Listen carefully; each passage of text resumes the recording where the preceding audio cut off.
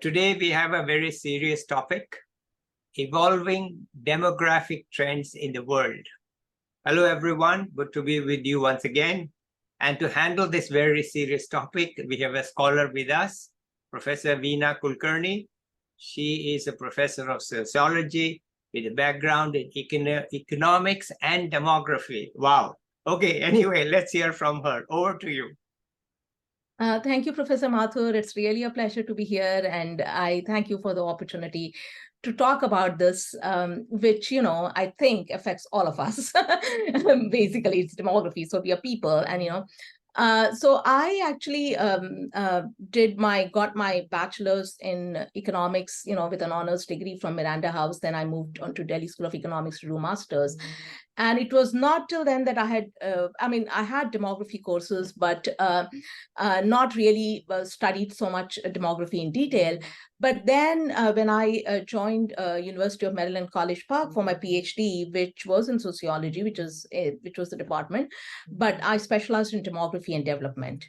And that's when I got into, more the nitty-gritty of demography, the minutiae and the techniques and the substantive part. But my research and my work has been more focused on the substantive parts of demography rather than the formal demography, which tends to be, projections and, mathematical modeling and all. But mine has been more on substantive areas like international migration is one area which I have specialized in. But I have also worked on health and education more in the context, and health and education more in the context of the developing countries like India, focus more on South Asia.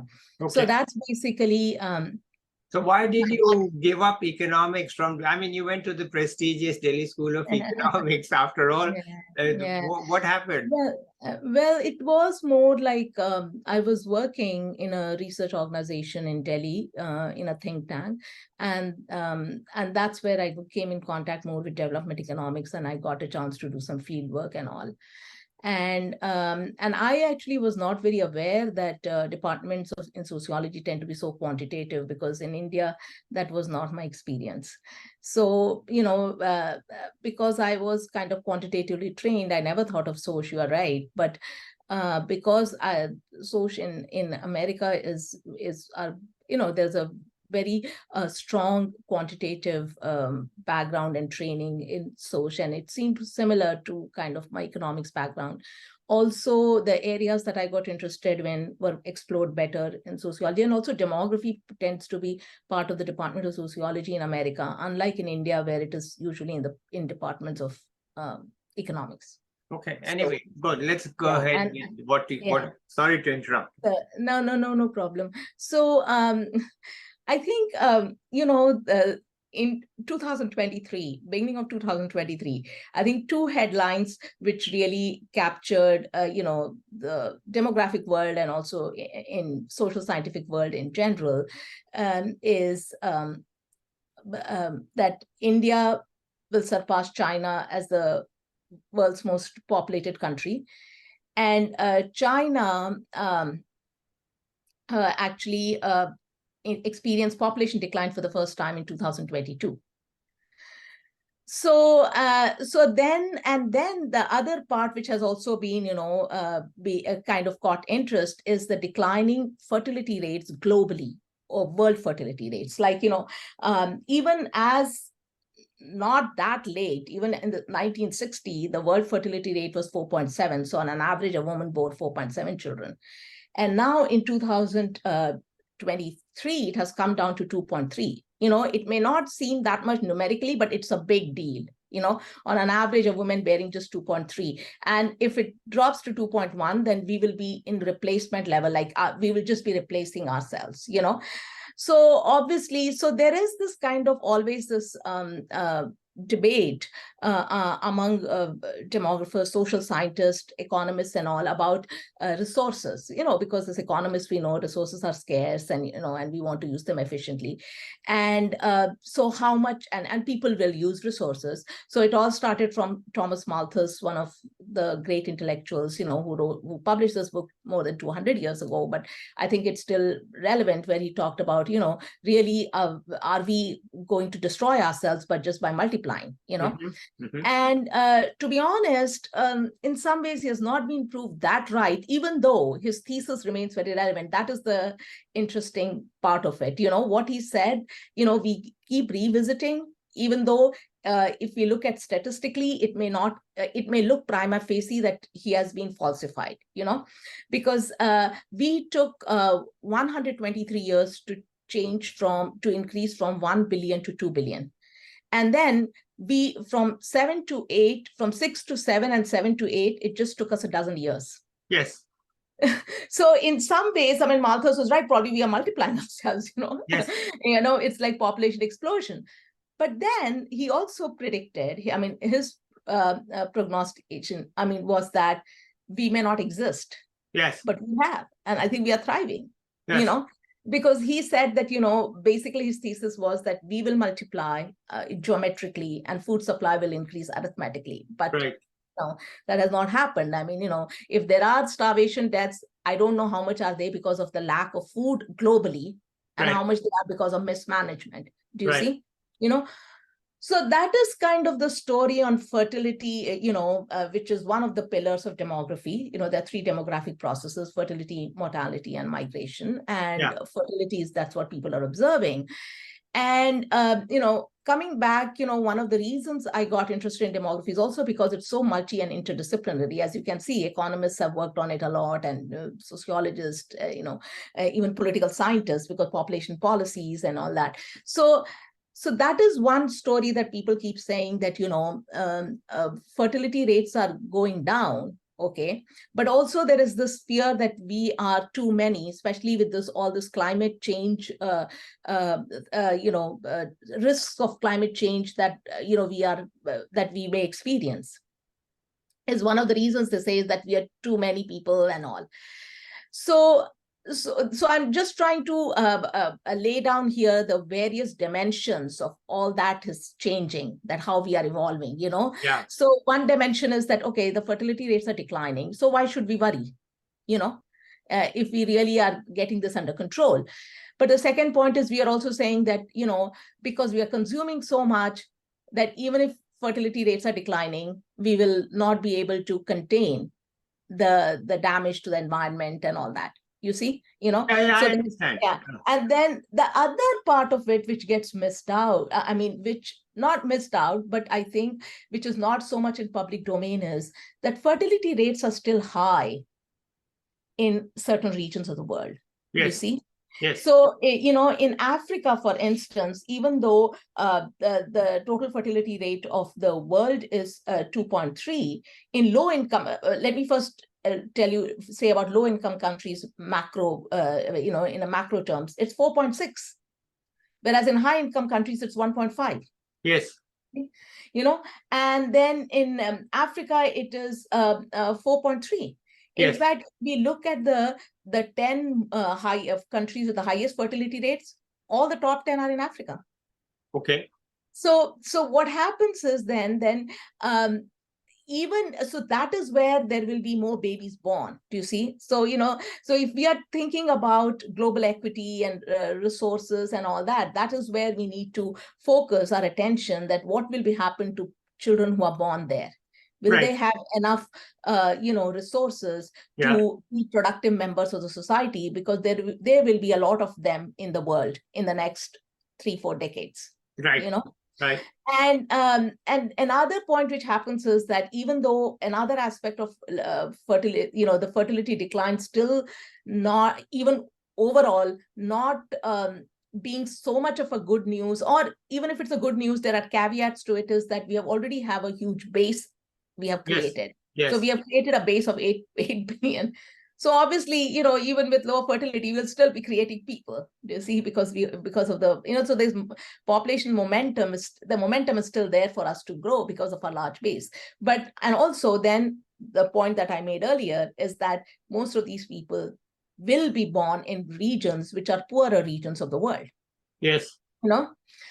So the other aspect of this then becomes is the idea of, so these people will, they'll be children, and then they will grow into adults, young adults. And so there is something called, so there'll be young people. So there's something called youth bulge. So we will be seeing a lot of young people, given that mortality rates are declining all over the world, kind of secular decline, even though there are countries with high infant mortality rates, but still overall, life expectancy is on the rise, and there is a secular decline in mortality rates. So most of these people will, age into becoming young men and women.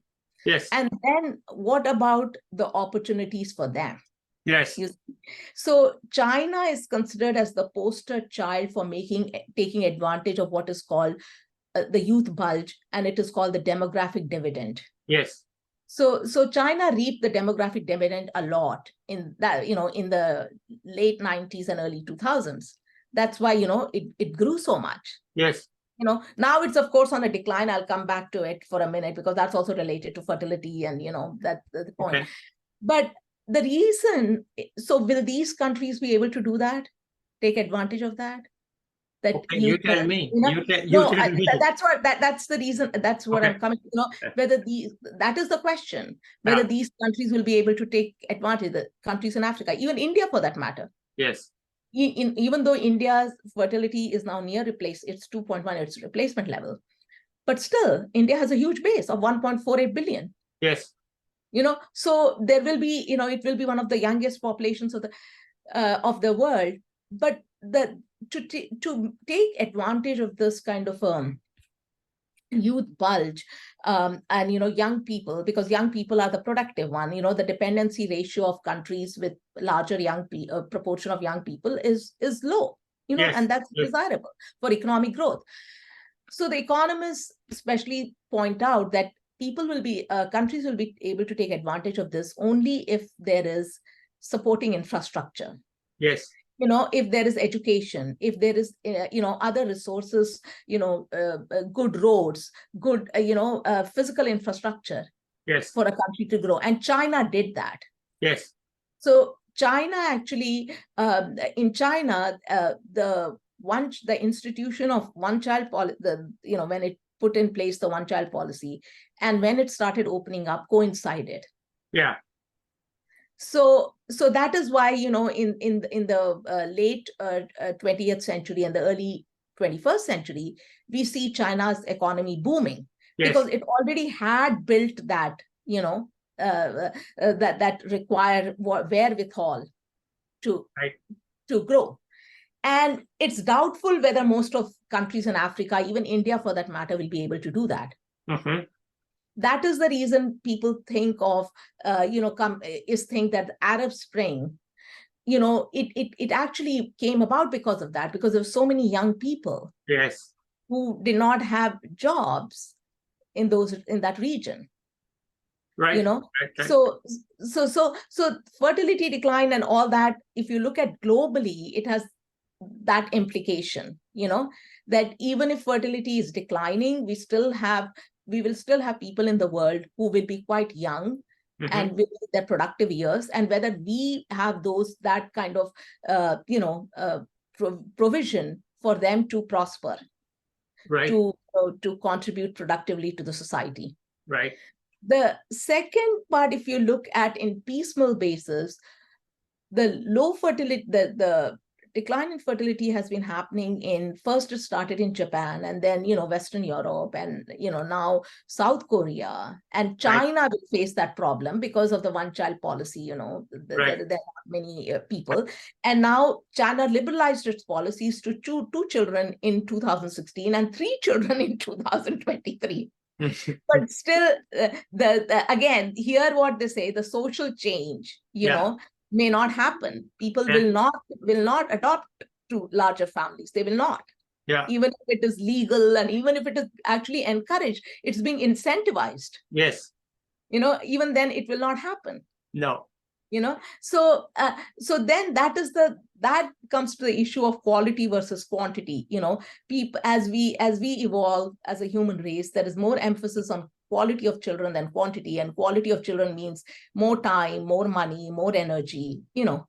So people start economizing on that. and raising good children, and I mean, is not good in the sense that more skilled children, more educated children means more money and more Yes. time. Yes. Yes. So then that is so what is happening in countries like all this is they will face a aging problem. Mm-hmm. And that is quite grave. Situation seems quite grave, especially Japan, of course, where maybe 40% of the population, I think nearly, is over the age of 65, or definitely more than 1/3 of the population, 33%, is over the age of 65. And then this is happening in Italy. Yes. Italy is the country which is aging at the fastest rate. Its fertility rate is only 1.3, much below replacement. Right. And there, the new prime minister, the newly elected prime minister, actually, she has introduced two things simultaneously. One, she says that we have to support our elderly by putting all the, and at the same time we have to also encourage people to have more children. Right. And so there is something called, so there is one region in the world where there will be aging population, fewer and fewer people in the working age group. And then there is another part of the globe where there will be, mainly global south, where there will be a lot of young people who will, who want jobs, Yes. who will, because they can work. So then this is something called a concept called demographic fit, that if these young people, can they move to those places where work is, required? Right. But then that takes us to this whole realm of immigration and politics, and that's a complex web. Yeah. We all living in the United States know that how immigration is a very hot button and a divisive issue. In fact, in my recent, I mean, since I've been here, the presidential elections, immigration is almost a make or a break deal kind of a topic. Yes. So then that makes a bring to that topic of thing is that how will we deal with it, and they are saying even in countries like America and Australia, the US and Australia, and also Canada, which are more open to immigration than, say, Italy or Japan or China, even in these countries, in another few decades, they're saying that we will have to seriously think about what they say caregiving services. Right. Because we will run out of people the people who will need care will be so much more. Yeah. Than the number of people who are in a position to give it. Right. Okay. So that is another thing which is even in countries which are relatively more immigrant welcoming, will have to think about, let alone countries which are not even like in that position right now. I mean, they don't have a tradition of having immigrant population in their workforce. The other and all this is now kind of all this debate also then is taking a new angle in the past 1 decade or so in terms of climate change. Yes. So again, there are the regions in the world, I mean, even developed regions, even in the US, we see the effect of climate change, Yes. like the insurance, home insurance for states like Florida and California are going up. And one of the reasons is because, the climate uncertainty is on the rise. And that makes them these places more vulnerable and risky, investments. Mm-hmm. But in countries which are not even that rich, there the problem is even more severe. So will there be a migration because of induced by climate change? Right. And even though it seems that most of the immigration to the US, or whatever the controversial immigration from the southern border into the US, is because of political reasons, and most of them are asylum seekers because they are fleeing violence and all that. But some of it may also be due to climate change. In countries like Honduras and all these which are more agricultural based, because of the rainfall getting more erratic and all, they are not able to rely on their agricultural output as much. So they obviously want to look for greener pastures. So that is another issue which which we may have to tackle.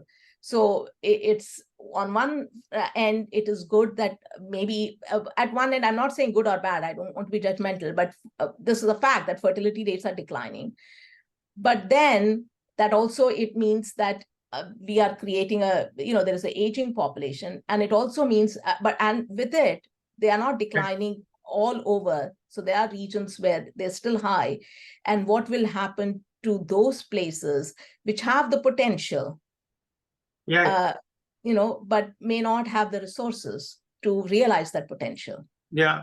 And then the climate change is also affecting more those regions than, it's affecting everyone, but they have less capacity to deal with it. Right.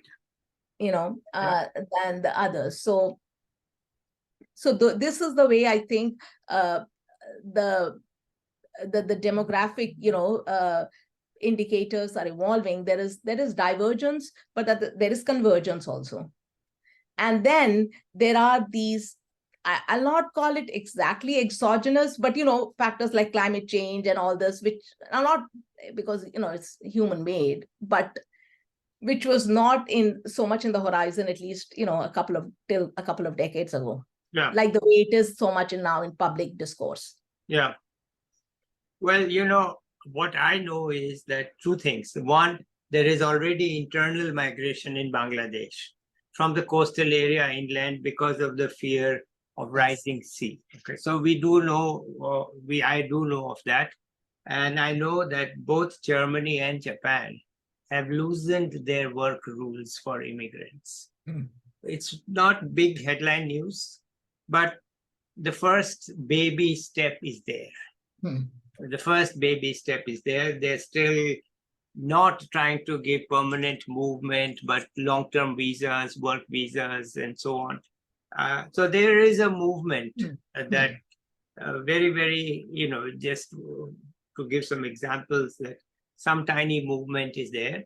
And in Africa, what I think we need to point out is that the population density is very low.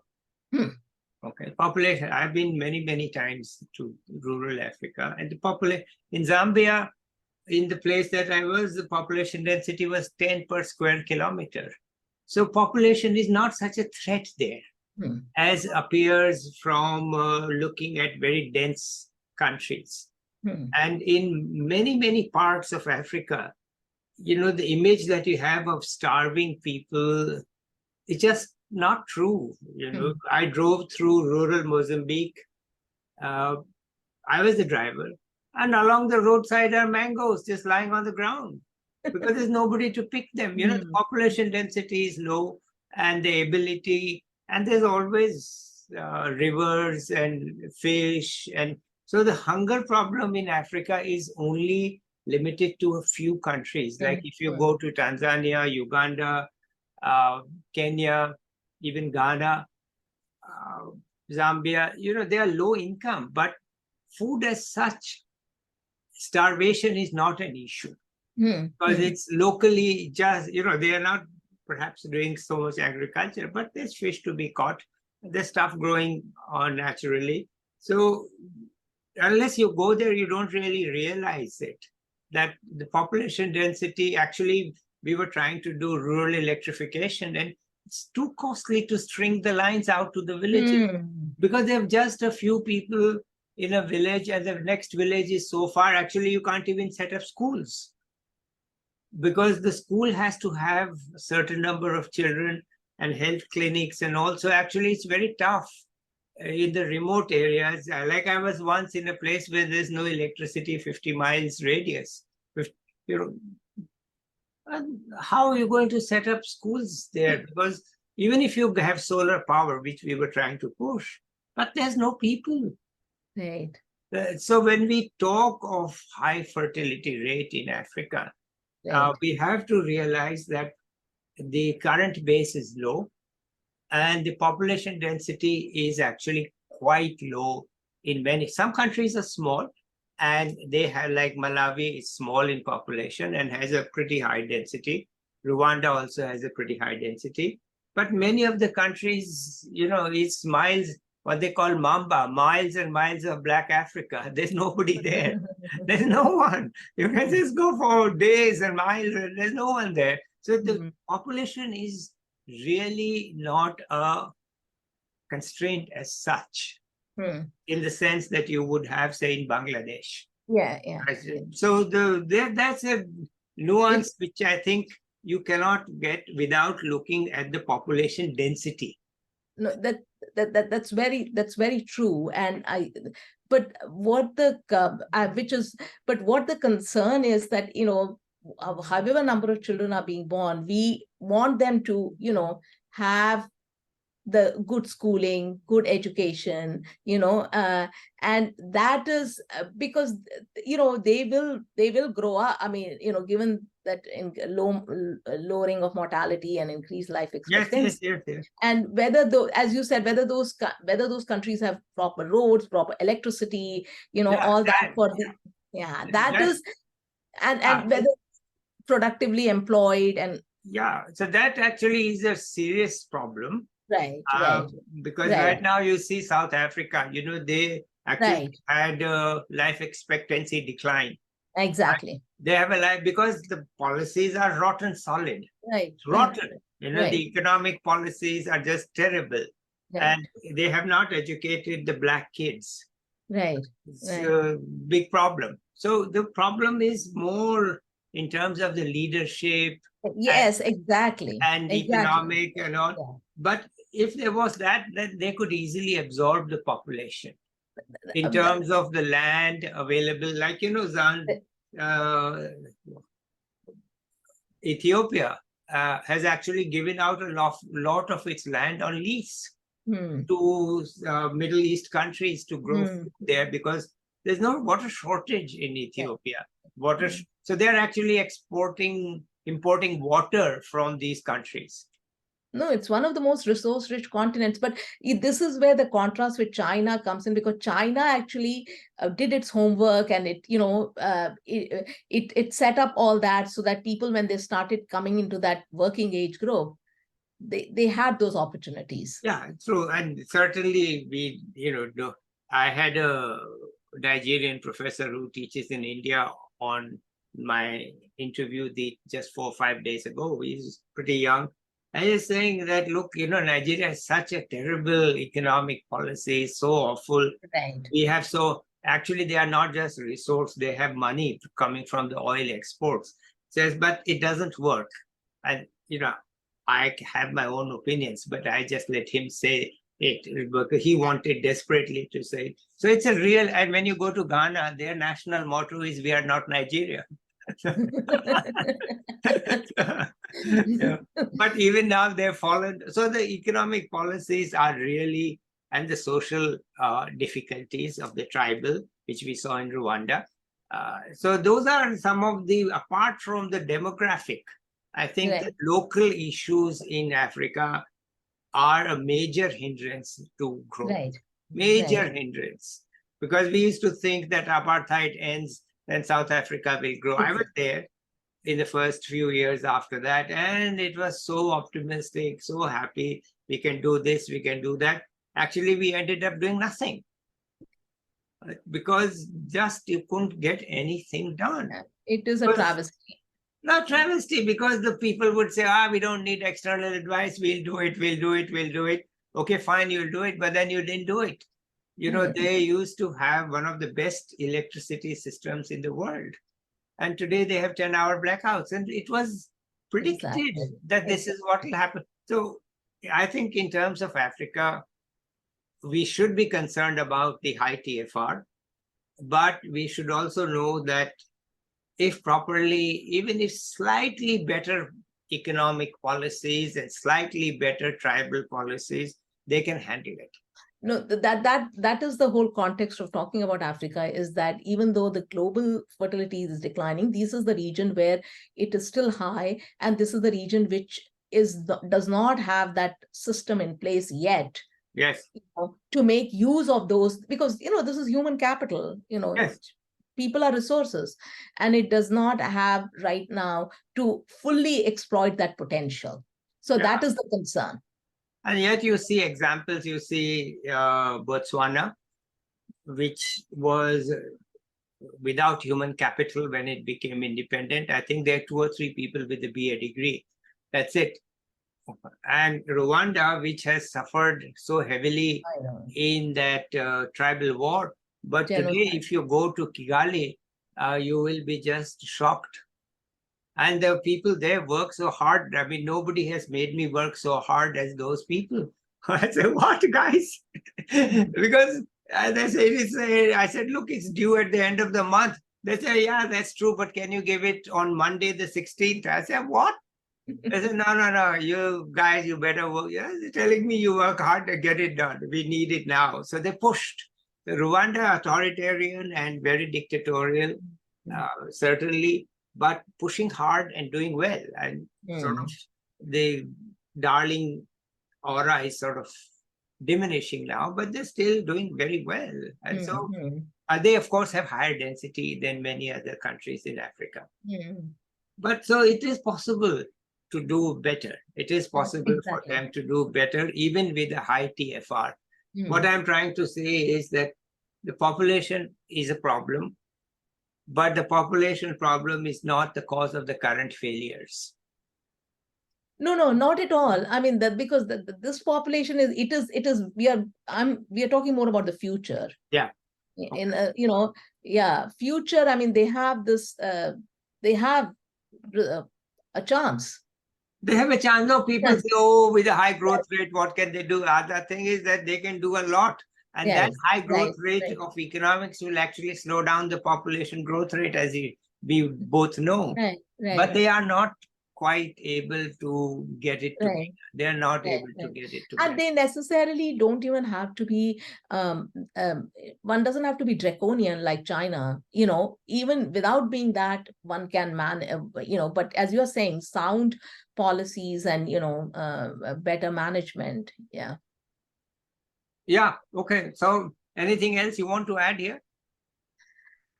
No, I just, the purpose was to show these kinds of contrasts and, and as I said, both convergence and divergence in these demographic indicators, and, give a more global and a macro picture. Okay, so let me ask you a question that you may decide not to answer. What do you think is going to happen to Italy? They have the lowest TFR. Yes, 1.3. Yes, right. And their own prime minister, she said that Italy may just disappear. I mean, we are at the risk of. To be honest, personally, I don't think anything will change much.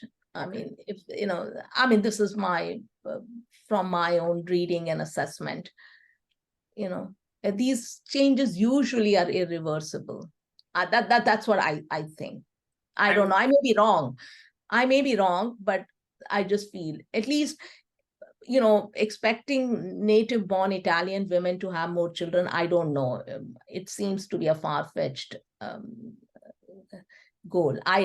That is my assessment. Well, there was unless, it opens up for immigration very much, totally, and then it can be a different story.